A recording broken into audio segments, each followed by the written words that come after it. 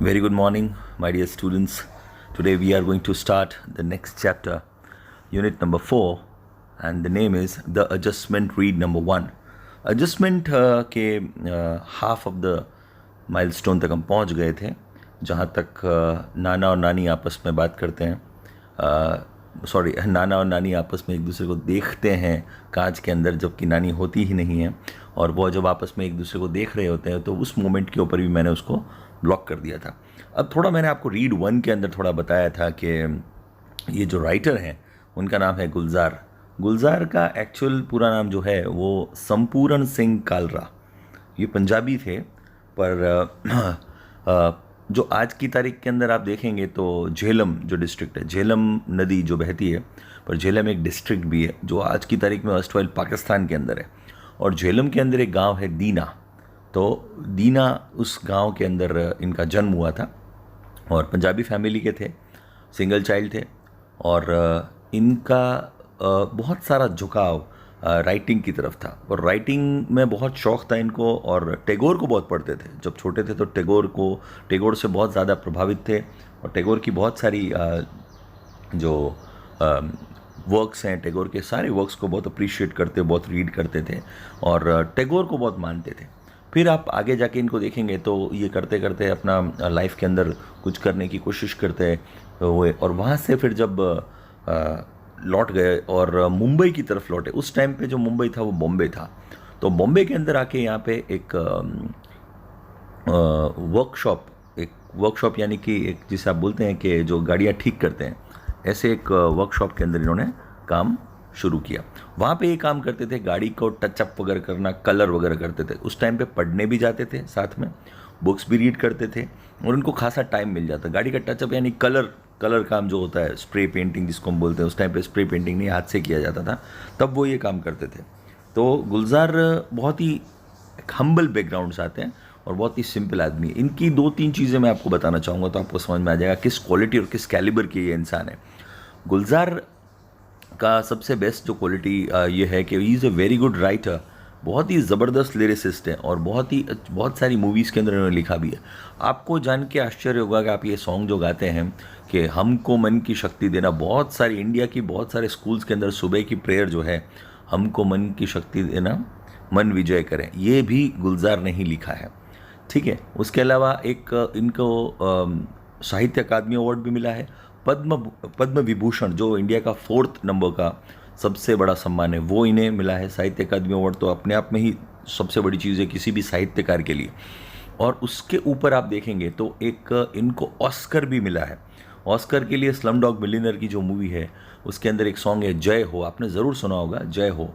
तो वो best original song करके उन्हें स्लम डॉग मिलियनेयर के लिए एक ऑस्कर भी मिला है, और ग्रैमी अवार्ड भी मिला है. ग्रैमी भी ऑस्कर के समकक्ष ही माना जाता है.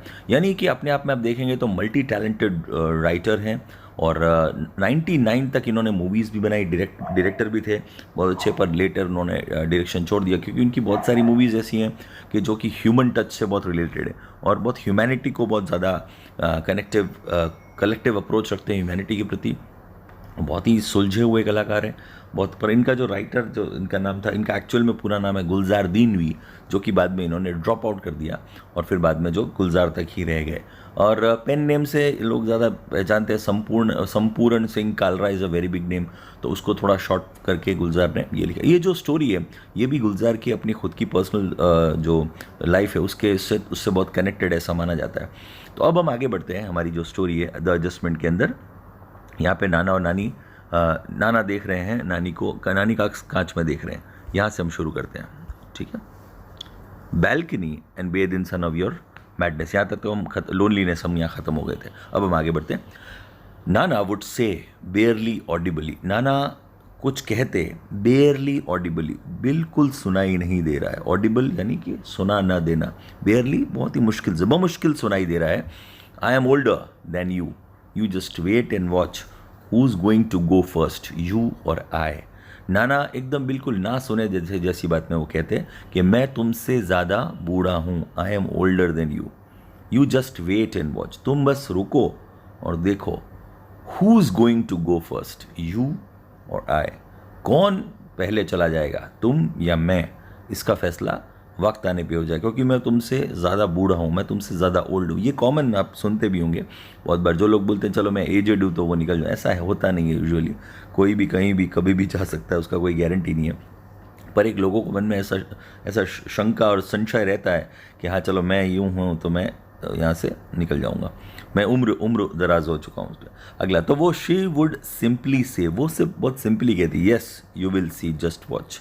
तो वापस एकदम बहुत ही सही तरीके से जवाब देती और बोलती कि हाँ ठीक है, यस यू विल सी, तुम देखोगे इस बात को, ठीक है तुम भी देख लेना, जस्ट वॉच, वक्त आएगा तो देख लेंगे।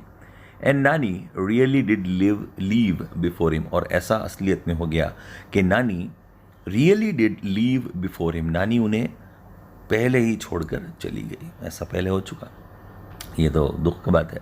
नाना became all the more irritable now, नाना जो नाना थे वो बिकेम और हो गए all the more irritable. Irritable जो मैंने अंडरलाइन किया, इरिटेबल का मतलब है और ज़्यादा उग्र हो गए, इरिटेटिंग हो गए, हर छोटी छोटी बात पर गुस्सा करने लगे, कूढ़ने लगे, छोटी छोटी बात पे उनको गुस्सा आने लगा, चिढ़ने लगे। तो ये सब बातें और ज़्यादा इरिटेबल, पहले तो थे ही थोड़ा टन टन टन टन करते थे पर अब और ज़्यादा करने लगे। As if he had lost a wager, ऐसा लगता था, एज ही इफ़ ऐसा लगता है, he had lost a wager. Wager को अंडरलाइन किया है मैंने, वेजर का मतलब है शर्त। ऐसा लगता है कोई शर्त हार गया इंसान, कोई शर्त लगाई होगा पक्का ये तो हो गई होगा, पर वो शर्त हार गए। शर्त क्या लगाई थी कि मैं तुमसे ज़्यादा, तुमसे पहले मैं चला जाऊँगा, और वो नहीं गए, तो वो ऐसा लगता है उनको शर्त हार गए, और ऐसी शर्त हार गए कि जिसका कोई अब सानी ही नहीं, अब वो उसको वापस लौट नहीं पाएंगे। For a few days he took out his anger on his food, कुछ दिनों के लिए, for a few days he took out his anger, अपना जो गुस्सा है, ऑन हिज फूड, अपने भोजन पे उन्होंने वो गुस्सा निकाला, यानी भोजन नहीं किया। सबसे कॉमन जो हमारे यहाँ पे इंडियन कल्चर के अंदर होता है, हमको कभी भी गुस्सा आता है तो हम सबसे पहले खाने पे ही गुस्सा निकालते हैं। खाना नहीं खाएंगे, आप मन पसंद ना बने तो नहीं खाएंगे, प्रॉब्लम होगी तो नहीं खाएंगे, कोई चीज़ चाहिए तो नहीं खाएंगे, कोई बात मनवानी है तो नहीं खाएंगे। तो ये सब हमारे कॉमन टेंट्रम्स हैं।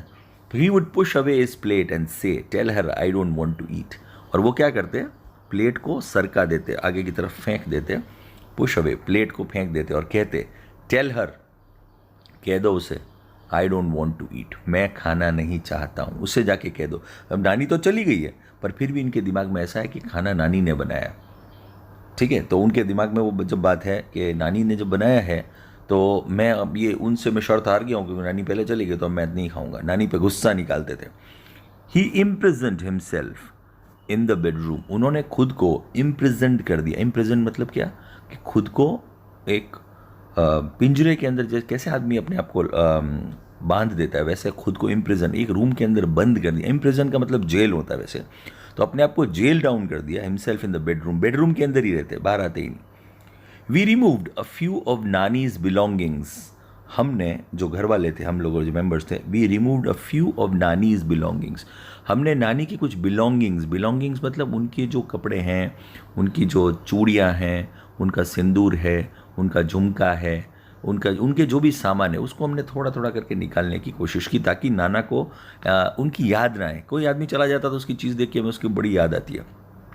तो few of Nani's belongings to make the room livable, तो उनको देखकर उनकी बिलोंगिंग्स जो थी, उनकी जो काम की चीज़ें थी, वो जब निकल जाती है तो उससे क्या हो जाता, हमको ऐसा लगा to make the room livable for Nana, वो रूम लिवेबल हो जाएगा नाना की। लिवेबल मतलब रहने योग्य हो जाएगा for Nana. But he did not let us cart away nannies bed, पर उन्होंने बिल्कुल भी हमको एक चीज़ नहीं ले जाने दी। नानी का जो बेड था, नानी जिस बेड पे सोई थी, वो हम कार्ट अवे करके उठा के ले जाने वाले थे, पर उन्होंने हमको ये वो चीज़ नहीं ले जाने दी। Nani's bed in a dry hollow coarse voice, और उन्होंने सूखी, ड्राई, हॉलो खोखली, कोर्स कड़क, कड़क आवाज़ होती, कोर्स आवाज़ जो दरदरी आवाज़ होती, coarse voice, he said let it be, where else is she going to sleep, पड़े रहने दो इसे यहाँ पे, इस बेड को यहीं पड़े रहने दो, let it be, where else is she going to sleep, वो कहाँ सोएगी और कहाँ जाके सोएगी, वो ये उसका बेड है, उसे यहीं पे बेड को यहीं पड़े रहने दो। तो उन्होंने वो बेड नहीं ले जाने दिया, बाकी सब ले जाने दिया।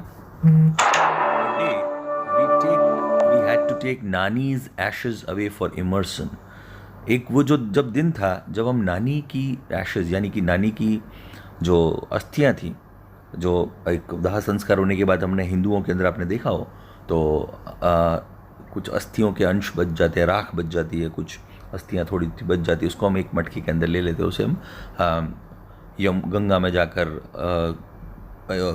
हरिद्वार जाकर हम उसका इमर्शन करते हैं। इमर्शन यानी कि उसे बहा देते हैं, उसे डुबो देते हैं। तो वो एक तरीके से कहते हैं ना, एक में हो जाए, पंच तत्व में विलीन हो जाना, वैसी वाली बात। तो the day we had to take Nani's ashes away, नानी की जो एशेज थी उन्हें जब हमको लेके जाना था इमर्शन के लिए, जो बहाने के लिए, that day too Nana stayed locked in the room. उस दिन भी उस दिन तक भी नाना रूम के अंदर ही लॉक रहे और वो बाहर नहीं आया। व्हेन आई वेंट इन, जब मैं अंदर गया, I found him sitting on her bed, मैंने देखा कि वो बेड के ऊपर बैठे हुए हैं। किसके? नानी के बेड के ऊपर, on her bed. He just touch the earn, उन्होंने अर्न को टच किया। अर्न अब एक ऐसा, आप देखेंगे ना, एक ऐसा कलश जैसा होता है जिसको हम तांबे का, घर पे आप देखो, आप सूर्य को जल चढ़ाने के लिए आप यूज़ करते हो, तो वो वैसा का वैसा ही एक अस्थि कलश होता है। अस्थि कलश के अंदर अस्थियाँ रखी गई है, तो वो मिट्टी का भी होता है, कई बार कोई अलग अलग तरीके से रखते हैं। तो उन्होंने जो अर्न है, वो जो कलश है, उसे टच किया एंड सेड, और कहा, take him away all my life he just kept fighting with me. उन्होंने एकदम बोला क्या? इन्हें लेके जाओ, take him away, her away नहीं, हिम अवे, इन्हें लेके जाओ, all my life he just kept fighting with me, पूरी ज़िंदगी ये मुझसे फाइट ही करते रहे हैं। ये कौन बोल रहा है? नाना बोल रहे हैं। किसके लिए? अब वो बन गए नानी।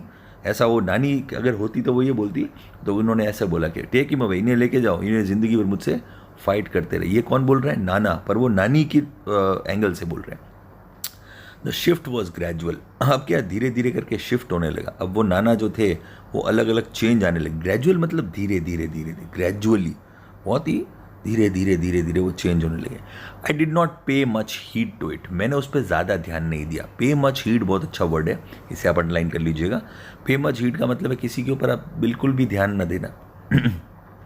तो I did not pay much heed to it that first day, but later it became more evident. पहले दिन मैंने बिल्कुल ध्यान नहीं दिया उस चीज़ों के ऊपर। मैंने, चलो होता है ऐसा मन के अंदर, कभी अपनी बुढ़ापे है तो कहते हैं आदमी सठिया भी जाता है, चीज़ें भूल जाता है, चीज़ें अलग अलग तरीके करने जाता है। एक देखो, आप एक कॉमन सेंस वाली बात आपको बताऊं तो आप थोड़ा अजीब लगेगा आपको, कि बचपन जो है ना, वो बुढ़ापा ही वापस रिवाइव होता है बचपन के अंदर। जब बचपन में हम बहुत छोटे होते हैं ना, हमारे मुंह में दांत नहीं होते।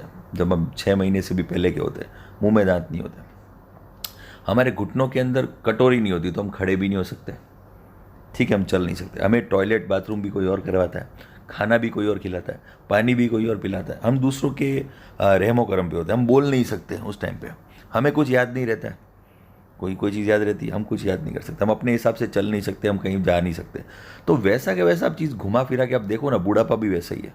आपके घुटने काम करना बंद कर जाते हैं, आप खड़े नहीं हो सकते, आपको दिखाई देना बंद हो जाता है, देख नहीं सकते, सुनाई कम देता है, सुनाई नहीं देता है, ठीक है, मुंह में दांत होते नहीं है, कुछ खा नहीं सकते आप, ठीक है, दूसरों के रहमो करम पे आपको टॉयलेट जाना और उठना पड़ता है। इवेंचुअली आप देखोगे ना, तो बुढ़ापा वापस घूम फिर के बचपन की ही आपकी निशानी है। बचपन में जैसे थे वैसे के वैसे बुढ़ापे में फिर से हो जाते हैं।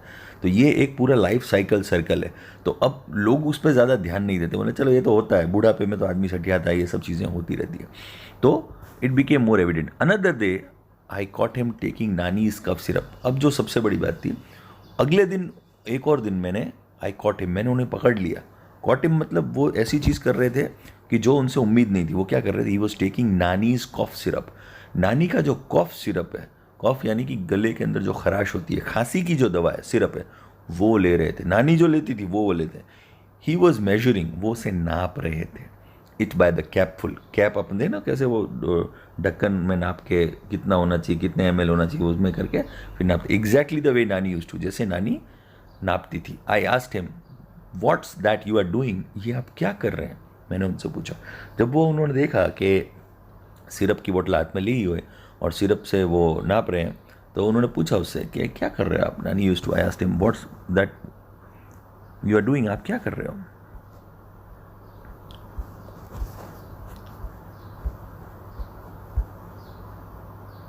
What I am supposed to do then, तो मैं क्या करूं। This damn cough just doesn't let up। तो उन्होंने एकदम वापस पलट के जवाब दिया, तो मैं क्या करूं, मैं क्या कर सकता हूं, ये डैम बुरा कॉफ, खांसी, ये जाती ही नहीं है, जस्ट डजेंट लेट अप, ये मुझे छोड़ती ही नहीं, इतनी खांसी हो रही है मुझे, मैं क्या करूँ, मुझे तो ये लेना ही पड़ेगा. Exactly the same turn off phrase that नानी वुड हैव यूज्ड. सेम वही बात जो नानी जब जिंदा थी तो नानी भी यही बात बोलती थी कि मैं तो क्या करूँ, ये खांसी जाती ही नहीं है, तो मुझे ये कॉफ सिरप लेना पड़ेगा. कॉफ सिरप के अंदर आप देखो तो अल्कोहल होता है, वो एक्चुअल के अंदर आपको कोई उसमें कोई दवा नहीं होती, वो आपको अल्कोहल यानी आपको सुला देता है बस, और कुछ नहीं करता. उससे आपको नींद आ जाती है. जब नींद आ जाती है तो आपका गला बहुत देर तक शांत रहता है. शांत मतलब 10-12 घंटे तक आप सोते हैं तो आपका गला जब शांत रहेगा तो नेचुरली वो अपने आप को खुद को हील कर देता है, शांत होता है, तो वो ठीक हो जाता है. तो हमको लगता है हमारी खांसी चली गई, तो बस और कुछ नहीं होता उसके अंदर, पर वो अल्कोहल ही होता है. तो वो सारी की सारी चीज़ ऐसी की ऐसी बहुत, जैसे दादी बोलती वैसा का वैसा ही इन्होंने वापस वैसी बात बोली. तो ही पॉज्ड, थ्रू मी लुक, और रुके, थ्रू मी लुक, मेरी तरफ देखा एंड सेड, मेरी तरफ एक नज़र घुमाई और फिर बोले, when this bottle gets over get me a new one. जैसे ये बोतल ख़त्म हो जाएगी, जो कफ सिरप की बोतल ख़त्म हो जाए, तो मेरे लिए एक नई बोतल तुम्हें लानी होगी, नई बोतल तुम ले आना मेरे लिए. I was little taken aback, और मैं घबरा गया. I was little taken aback, मैं बुरे तरीके से घबरा गया. I had never heard him coughing, क्योंकि मैंने उन्हें कभी खांसते हुए सुना ही नहीं था. जब कोई आदमी खांसता ही नहीं, आप खांसते हो किसी को सुनाई तो दोगे ना, ये तो इंटरनल तो है नहीं, खांसी तो आती है. But this was nothing compare to the shock he gave me a few days later. पर कुछ दिन बाद उन्होंने मुझे ऐसा शॉक दिया कि जो शॉक मैं कभी झेल ही नहीं सकता था, ऐसा ज़बरदस्त शॉक उन्होंने थोड़े दिन बाद दिया. आई told him, Nana let's go to salon. मैंने नाना को बोला, चलो नाना सलोन पे चलते. सलोन यानी कि सैलून, जिसको हम सैलून भी बोलते हैं, वो सलोन. सलोन हेयर जहाँ ट्रिम किया जाता है. हेयर कट नहीं होते कभी, हेयर हमेशा ट्रिम होते हैं, याद रखना. हेयर को ट्रिम किया जाता है, और या फिर शेव किया जाता है. पूरा टकला होना तो शेव बोलते हैं, और बाल छोटे करने को ट्रिम बोलते हैं. I told him, Nana let's go to salon, you need a haircut. नाना चलो आपको मैं हेयर कट करवा देता हूँ. I insisted, if you don't want to go. फिर मैंने उनको बोला भी कि नाना अगर आप नहीं जाना चाहते हो कोई बात नहीं, if you don't want to go then I will call a barber. तो मैं नाई को अपने घर पे बुलवा लेता हूँ, कोई प्रॉब्लम नहीं होगी. He did not even bother to look at me this time. पर वो बिल्कुल भी मेरी तरफ देखने के मूड में ही नहीं थे. उन्होंने क्या किया, he did not even bother to look at me this time. वो मेरी तरफ बिल्कुल देखने के मूड में ही नहीं थे. He began to shake his head, अपना सर हिलाने लगे. No no no, he will kill me, वो मुझे मार डालेंगे. He does not like my hair cut short, उन्हें बिल्कुल पसंद नहीं है कि मेरे बाल छोटे हो जाएं. ही विल नॉट अप्रूव, ये इस बात को अप्रूवल नहीं देंगे. ये कौन, मेरे पति. अब ये कौन बोल रहा है, नाना बोल रहे हैं, पर वो नानी के जैसा व्यवहार कर रहे हैं, नानी के जैसी बात कर रहे हैं. बोले नहीं नहीं नहीं, वो इस बात को बिल्कुल सहमति नहीं देंगे कि मेरे बाल छोटे हो जाएं. ये वो बाल तो बड़े ही होंगे, बाल जैसे हैं वैसे रहेंगे, मैं कोई बाल छोटे नहीं करवाने वाले. His intonation was nasal. अब वो जो बोल रहे थे तो थोड़े नेजल मतलब नाक से बोलने लगे. हमने देखा कोई लड़कियों की तरह मैं ये कह रही थी उस तरीके से, तो लड़की की टोन भी वैसी आने लगी. इंटोनेशन वॉज नेजल, नाक से बोलने लगी. एग्जैक्टली लाइक नानी जैसे बोलती थी वैसे ही बोलने लगे. It seemed as if it was Nani who was speaking. मैं ऐसा लगा कि नानी ही बोल रही है, ऐसा लगा नानी की आत्मा इनके अंदर आ गई. वो स्पीकिंग. आई मूव्ड बैक, और मैं थोड़ा पीछे हो गया. अ लिटिल वरीड, दिमाग के अंदर सब चीज़ें घंटियाँ बजने लगी. ये क्या हो गया, ऐसा तो हमने सोचा ही नहीं था कभी. And I move back a little worried, और बुरे तरीके से घबरा गया. I had a friend doctor KD. Kamble, psychiatrist, और उनका एक फ्रेंड था जिसका नाम था डॉक्टर के.डी. काम्बले, साइकेट्रिस्ट जो दिमाग का इलाज करते हैं. आई कॉल्ड हिम ओवर, मैंने उन्हें बुलाया. ही talk to Nana at length, और उन्होंने नाना के साथ लंबी बातचीत की, लंबी चौड़ी बातचीत की. फॉर आवर्स, घंटों तक बातचीत की, बहुत देर तक. क्योंकि साइकेट्रिस्ट जो होते हैं वो पूरी बात सुनते हैं कि आप कौन हो, कहाँ से आए हो, क्या है, कैसी चीज़ें हैं, क्या सब आपके दिमाग में क्या चल रहा है, खाना क्या पसंद है, कलर कौन सा यूज़ करते हो, तो सारी उस अपनी वो साइकी पूरी लगाते हैं. For hours, most of the time Nana kept quite. बहुत देर तक नाना चुप रहे, बहुत टाइम तक ज़्यादा बोल. ही did not answer most of the doctor Kamble queries. और बहुत सारी डॉक्टर काम्बले की जो क्वेरीज थी, जो क्वेश्चन थे, उसका जवाब उन्होंने नहीं दिया. बट वेन ही डिड, पर जब बोले, ही स्पोक लाइक नाना. पर जब बोले तो एकदम नॉर्मल बोले, नाना की तरह. Normally did and in his own voice, खुद की आवाज़ में ही बोले. पहले वो डर गए थे कि भाई नानी की आवाज़ में क्यों बोल रहे हैं, पर अब वो खुद की आवाज़ में ही बोले. Something else became evident too, पर कुछ और चीज़ एविडेंट हो गई. एविडेंट मतलब सामने सामने दिखाई देने लगी. To one of the numerous questions that Dr. Kamble asked, he said, पर बहुत सारे क्वेश्चन जब डॉक्टर काम्बले ने पूछे, one of the numerous questions that doctor Kamble asked him, बहुत सारे क्वेश्चन जब पूछे, he said this only she can answer. तो उसका जवाब उन्होंने बोला, ये आंसर का जवाब तो वो ही दे सकती है. कौन? मेरी पत्नी. I will ask her when she comes. मैं उनसे पूछ के बताऊंगा जब वो वापस लौट जाती है. वो वापस जब आती हैं तब मैं, अब वो चली गई है दुनिया से, पर वो कैसे लौट के आएंगी ये नाना ही जाने. नाना ऐसा, ये सब बातें डॉक्टर काम्बले को कह रहे हैं. Doctor Kamble shot back. Doctor Kamble थोड़े घबरा गए. Where has she gone. उन्होंने वापस क्वेश्चन पूछा, कहाँ गई है वो किधर गई है. The end of his lips curled up. और उनके जो होंठ है वो कर्ल्ड अप, चबाने लगे. लिटिल स्माइल, ऐसे करके फिर स्माइल किया. Oh she doesn't really ever tell me her whereabouts. ओ वो कभी मुझे सही तरीके से नहीं बताती है, कभी भी नहीं बताती हर वेयर अबाउट्स. वो कहाँ गई है वो बिना बताए कहीं भी चली जाती है. मंदिर गई होंगी, अपने फ्रेंड से मिलने गई होंगी, कहीं वो मित्र मंडली में बैठी होगी, पापड़ बना रही होगी छत के ऊपर. मुझे कुछ पता नहीं इस बारे में, मुझे बताती ही नहीं है वो. तो वो शिकायत करने लगी उसकी. When Nana left, doctor Kamble said, he does not perceive your नानी इज डेड. अब नाना जब चले गए तो डॉक्टर काम्बले ने मुझे बोला, ही डज नॉट परसीव, वो इस बात को परसीव ही नहीं कर पा रहे, इस बात को पचा ही नहीं पा रहे, इस बात को समझ ही नहीं पा रहे कि तुम्हारी नानी डेड हो चुकी है. He has begun to live a double life. उन्होंने एक अलग डबल लाइफ, डबल दोहरी जिंदगी जीना शुरू कर दिया है. In fact there is more of her and less of him. अब ऐसा हो गया है कि उनकी बॉडी के अंदर ज़्यादा नानी हो गई है और नाना कम हो गए. वो अपने व्यक्तित्व को भूल चुके हैं, नानी के व्यक्तित्व को अपने ऊपर हावी कर लिया है.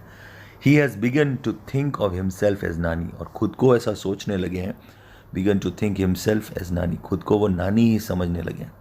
What ever happens it happens to her. जो भी होता है वो उनके साथ ही हो रहा है, ऐसा लग रहा है. जो भी हो रहा है, जो भी वो खाना खाते हैं, कोई कपड़े पहनते हैं, नहाते हैं, तो ऐसा नानी ही कर रही है. वो नानी को ही अपनी बॉडी के अंदर, अपने दिमाग के अंदर हावी कर लिया है. She is the one who needs to be fed. उनको ऐसा लगता है कि उससे खाना खिलाना ज़रूरी है. She is the one who feels thirty. उन्हें भूख लगती है, नानी को भूख लगती है, उसे नहीं लगती. She is the one who feels the pain. दर्द होता है तो नानी को होता है, उन्हें नहीं होता. And it is he who takes. और ये वो हैं हु टेक्स द मेडिसिन. ये खुद दवा लेते हैं तो नानी को आराम आता है. He only swallows the pills on her behalf. और जो पिल्स है, दवाएं भी, वो किसके बिहाफ पे ले रहे हैं? स्वेलो मतलब निगल रहे हैं. किसके बिहाफ पे? नानी के बिहाफ पे. I drove the good doctor back to his home. और मैंने गुड डॉक्टर, जो डॉक्टर थे डॉक्टर काम्बले, उन्हें वापस उन्हें घर पहुंचा दिया. He said that Nana was suffering from a sort of dissociative personality disorder. उन्होंने एकदम अपनी जो टर्म, मेडिकल टर्म थी, वो बता दी कि नाना भुगत रहे हैं डिसोसिएटिव. डिसोसिएटिव मतलब जो किसी के साथ एसोसिएट नहीं कर पाते हैं. पर्सनैलिटी डिसऑर्डर, दो चीज़ों को कोप अप नहीं कर पा रहे और दो चीज़ों को उन्होंने एकदम मिक्स कर दिया है. पर्सनैलिटी का डिसऑर्डर हो गया है.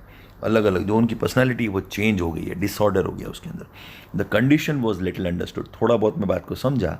He said and there was no sure cure for it. अब इसके लिए कोई भी शर्तिया इलाज नहीं है, कोई पक्का इलाज नहीं है. He said we will keep at it. हम कोशिश पूरी करेंगे. Do our best. हम पूरी कोशिश करेंगे. But at your nana's age the kind of recovery is nearly impossible. पर जो नाना की उम्र के अंदर, नाना जैसा जिसकी एज हो गई है, उसके अंदर that kind of recovery is nearly impossible.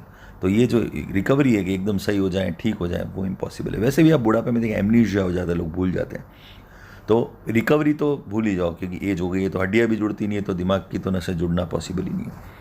As I was about to leave, he asked me, tell me one thing, how does it make any difference to you whether he is Nana or thinks himself to be a Nani? अब जाते समय उन्होंने, doctor ने बहुत अच्छी बात बोली, how does it make any difference. इससे क्या फ़र्क पड़ता है कि तुम्हारे नाना अपने आप को नाना समझते हैं या नानी समझते हैं, इससे तुम्हें क्या फ़र्क पड़ता है. बहुत ही साइकेट्रिस्ट ने बहुत अच्छा क्वेश्चन पूछा. How does it change anything whether he eats raita bye staying your नाना. क्या चेंज हो जाएगा अगर वो अपने एनीथिंग, कुछ भी आप सोचो, how does it change anything whether he eats raita. वो रायता खाते हैं तुम्हारे नाना बन के, और refuses to eat raita by morphing into your nani. या फिर वो रायता खाना बंद कर देते हैं, वो बोलते हैं नहीं नानी तो नहीं खाती तो मैं नहीं खाऊंगा. मॉर्फिंग मतलब उसकी डुप्लीकेसी करना, उसकी कॉपी करना. तो कॉपी करने के बाद नानी बन के अगर वो रायता खाने से मना कर दे तो नाना बन के रायता खा लेते हैं, तो उससे तुम्हें क्या फ़र्क पड़ता है, तुम्हारी लाइफ में क्या असर होने वाला है. तो let him live his life any way he wants to, उनको उनकी ज़िंदगी जीने दो जैसे वो जीना चाहते हैं, ठीक है। Next paragraph, I was late coming back home, उस दिन मैं लेट पहुंचा घर पे, but I feel quite unburdened, उस दिन मैं अपने आप को अनबर्डन्ड महसूस करने लगा। अनबर्डन मतलब मेरे ऊपर से बहुत, छाती के ऊपर से भार उतर गया कुछ, बहुत अच्छी बात डॉक्टर ने समझाई। And lot less worried by doctor Kamble had said, और बहुत ज़्यादा मेरे को शांति हो गई, एक कहते हैं ना अनुभूति, शांति की अनुभूति हो गई, और मुझे अब टेंशन मिट गया। डॉक्टर काम्बले ने बोला, उससे मुझे शांति मिली। I thought the way Nana had made his adjustment, अब मैंने ऐसा मन में सोचा कि नाना ने अपनी लाइफ के अंदर कभी ज़िंदगी में एडजस्टमेंट नहीं किया, पर अब उनकी मृत्यु के बाद उन्होंने एडजस्टमेंट इतना कर लिया है नानी के साथ कि वो नानी के साथ एकाकार हो चुके हैं। Adjustment with Nani, we too should make adjustment with him, हमें भी उनके साथ, अब नाना के साथ एडजस्टमेंट कर लेना चाहिए, जैसा वो चाहते थे वैसा उनके साथ हमको एडजस्टमेंट कर लेना चाहिए। नानी तो नानी, नाना तो नाना, कोई तो है, दोनों है। आई रीच्ड होम, मैं घर पहुंचा। When I walked into Nana's room to wake him up, जब मैं नाना को उठाने के लिए उनके रूम पे पहुंचा, I found in sleeping in नानी बेड, मैंने देखा वो नानी की बेड के अंदर लेटे हुए हैं। आई लिफ्टेड द ब्लैंकेट, मैंने उनका जो कंबल हटाया टू वेक हिम अप, मैं उनको उठाने के लिए, आई वॉज स्टन्ड, मैं घबरा गया, मैं आश्चर्यचकित हो गया। He was sleeping in nannies dhoti and blouse, वो नानी के कपड़े, जो धोती और ब्लाउज नानी पहनती थी, साड़ी वगैरह जो भी पहनती हैं, तो वो नानी के कपड़े पहनकर सो रहे थे, यानी वो पूरे संपूर्ण तरीके से नानी ही बन गए थे, ठीक है। तो ये जो कहानी है बहुत ही अच्छी कहानी है, इमोशनल कहानी है। ये हमको ये बताती है कि एक उम्र आने के ऊपर एडजस्टमेंट की जो बात होती है, हम कैसे लोगों के साथ एडजस्ट करते हैं। तो यहाँ पे इतना एडजस्टमेंट ज़िंदगी भर नहीं कर पाए, प्यार करते थे, मजाक करते थे, सब कुछ करते थे, हल्का हल्का टीका टिप्पणी चलती रहती थी पर लाइफ में, पर जब गए एक दूसरे से अलग हुए तो एक दूसरे की बहुत वैल्यू होने लगी, इतनी वैल्यू होने लगी कि उनको इतना मिस करने लगे कि अपने अंदर ही उसे समा गए। तो ये एक कॉमन साइकोलॉजी है लाइफ के अंदर। ऐसा होता है कोई चीज़ चली जाती है तब हम उसको बहुत ज़्यादा मिस करते हैं। लाइट चली जाती है तो बहुत मिस करते हो आप, लाइट नहीं है, वरना लाइट होती है तो उस पर ध्यान नहीं देते हो, पंखा बिना भी चल जाओगे, पर जब लाइट जाती है तो आपको लाइट की बड़ी चिंता होती है, ठीक है। जिस दिन आपका व्रत होता है उस दिन सबसे ज़्यादा भूख लगती है, उस दिन सबसे ज़्यादा खाना खाने के बारे में आप सोचते हो। तो ये सब चीज़ें हमारे दिमाग के अंदर एक ह्यूमन साइकोलॉजी, चैप्टर बहुत अच्छा है, बहुत सुपर्ब चैप्टर है, इसे फिर से पढ़िएगा। चैप्टर के अंदर कोई डाउट हो तो आई एम ऑलवेज हियर। अब आगे हम अगला जो चैप्टर है उसमें फिर से मुलाकात करेंगे और आगे बढ़ेंगे। Thank you for watching.